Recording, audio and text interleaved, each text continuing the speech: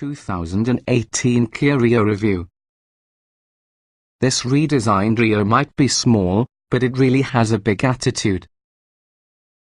Available being a hatchback or sedan along with 3 easy-to-understand trim levels, the redesigned 2018 Kia Rio is often a subcompact car that may be simple yet sophisticated. On the outside, likely to Alni look, which is grown-up and classy. On the inside, the Rio is well assembled and it is relatively spacious considering its size. Under the hood, the Rio receives a reworked version of Kia's 1.6-litre 4-cylinder engine. It has slightly less power when compared with last year 130 horsepower versus recently's 138, but Kia says it chosen to trade peak power for further usable power, which means the Rio feels stronger for the lower engine speeds drivers encounter usually. The inside continues to be upgraded, although hard plastics still abound, it feels very solidly built. The redesigned dash and gauge cluster are able to look upscale also, so however the Rio is often a budget-priced car, it does not feel cheap. We think the lining presents itself a lot better than those of cars costing thousands more. Overall, we're impressed using this little Kia. If you're looking for a subcompact sedan or hatchback, the 2018 Kia Rio is utterly worth looking over. What's new? The 2018 Kia Rio continues to be completely redesigned. While it will seem a little counterintuitive to recommend the most notable trim connected with an entry-level car just like the 2018 Kia Rio, we feel the Rio X is just the most desirable in the bunch. The base LX and mid-level S are very fine, nevertheless the X gets Kia's Uvo infotainment system, a 7-inch center screen, along with the addition of Apple CarPlay and Android Auto. These features are worth the additional money. Additionally, the X gets upgraded safety equipment as a forward collision warning system with automatic braking. Trim levels and features. The subcompact 2018 Kia Rio is obtainable as sometimes a sedan or maybe a four-door hatchback. Both the hatchback and sedan can be bought in 3 different trim levels, base LX, mid-level S and top-level X.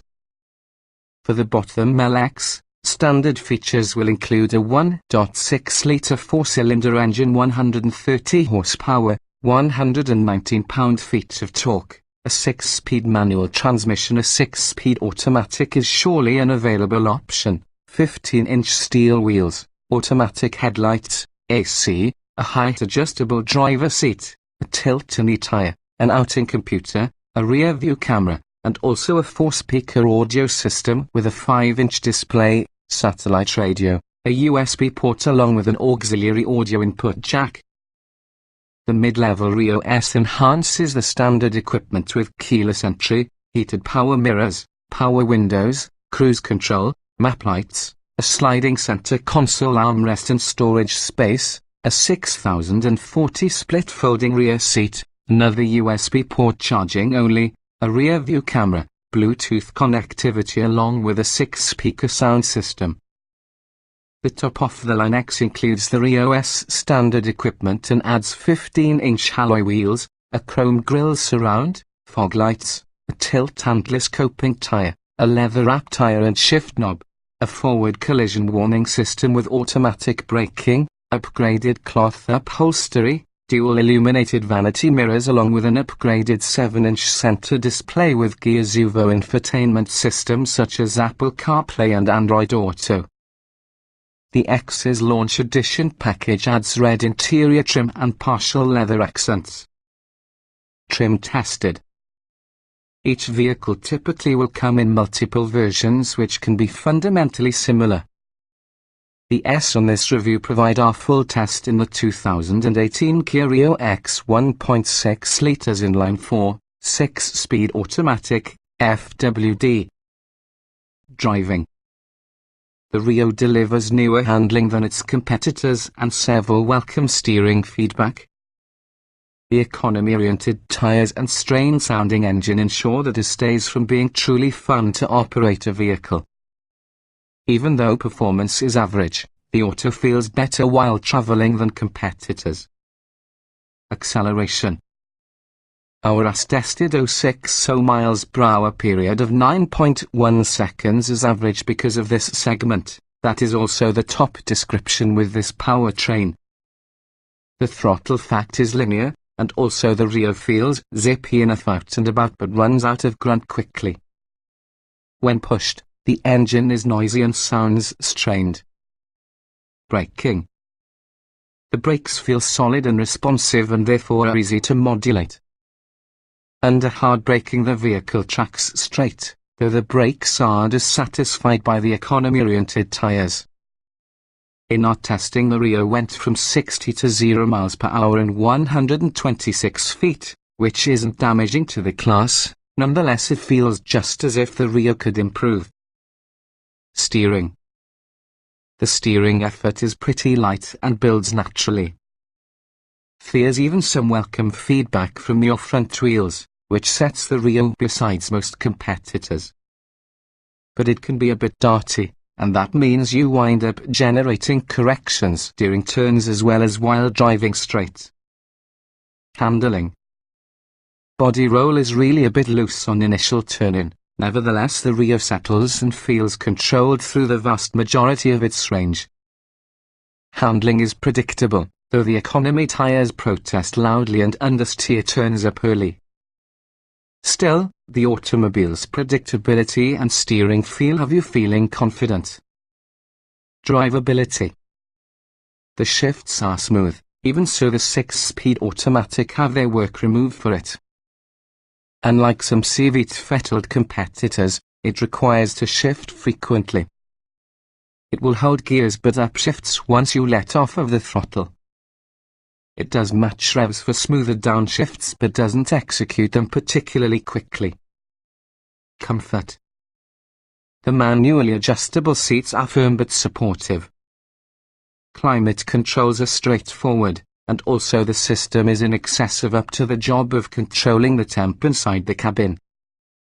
The Rio is quieter than many rivals, as well as the ride is a bit more refined, if somewhat firmer than subcompact buyers are accustomed to. Seat comfort. The seats are firm but well-formed and supportive, by bolstering. The lack of lumbar adjustment definitely makes the seat less comfortable on longer drives. The headrest is aggressively forward, but it really has enough vertical adjustability that almost all drivers can work around it. Ride comfort. The Rio's best trick is smoothing out smaller road imperfections that will make most cars within this class feel busy. The suspension feels sophisticated, but this is usually a firmer ride than most, even though it takes the perimeters off bigger bumps. It's button air down and you also definitely feel more from the road. Noise and vibration. Outside of engine noise, the Rio is rather quiet out. In most road conditions, road and tire noise sounds more distant in comparison to competitors. But wind noise is noticeable about the freeway, plus some conditions bring the tire noise up. Even cruising, you may still hear the engine. Climate control. The Rio relies on a simple 3-dial system that's very simple to watch and understand. It's able to blowing snowy and very warm, thus it should keep on top of any climate. The rear defrosters are somewhat slow, but otherwise this is often a very functional, basic climate system. Interior. The solidly built interior looks elderly and upscale than that relating to rivals. The array of driving position adjustability provides the feel of the larger sedan. Still, the back seat is cramped, and entry may be tricky. The excellent touchscreen interface as well as simple controls really are a pleasure. Ease of usage. The buttons are clearly labeled and controls are very easy to find. We especially such as dedicated hard buttons for infotainment features and menus that allow you to bypass navigating the touchscreen system. That said, this can be a well-thought-out touchscreen interface that outclasses competitors.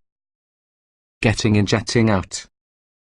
The Rio's relatively low roof means you should duck a little bit even to get inside the front.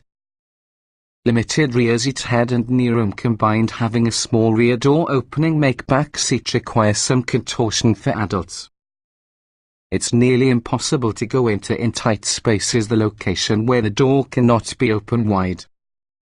Driving position. The Rio carries a lower, newer mid-size car seating position in comparison with the very upright position in many subcompacts. There's a good amount of seat adjustment both forward and back along with height, as well as the steering wheel telescopes quite far, which taller drivers will appreciate. Roominess. The front seat offers good head and knee room, and it also feels pretty open. The rear seat is tight in nearly all dimension, with less knee room and toe room behind taller drivers than something such as Honda Fit. The headroom in your sedan tester has also been limited. Visibility. The roof pillars are thick all over, however are positioned in front to make sure they don't create problematic blind spots. The good side mirrors benefit the side view. Rear visibility is very good, even so the beefy rear roof pillars make a big blind spot whenever you're ignoring your shoulder. Quality. Plastics abound, but they are handled well. Many are textured and they also all feel solidly built. This isn't a hollow or tinny interior, as well as the overall design causes it to look mature, especially because of this class. Utility. A decently sized trunk that has a wide, flat floor, and the majority of interior storage methods of small items result in the Kia a practical little car. It can't really touch the category-leading Honda Fit, however its strengths lie elsewhere.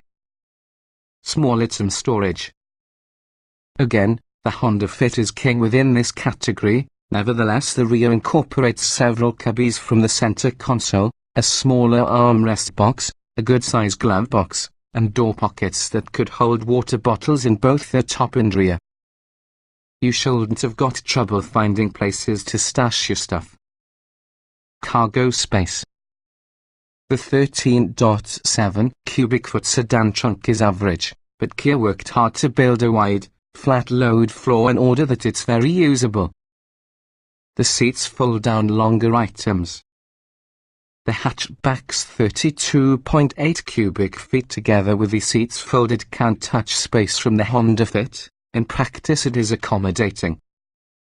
Child safety seat accommodation. The latch points are clearly marked, but they are stuck between cushions. They are nearby the surface, therefore you don't have to dig around to seek out them, however are still very easy to get at compared to cars with ports or flaps. Technology. What technology the Kia has is well thought out, with the excellent touchscreen infotainment system, a surprisingly good stereo, and competent voice controls.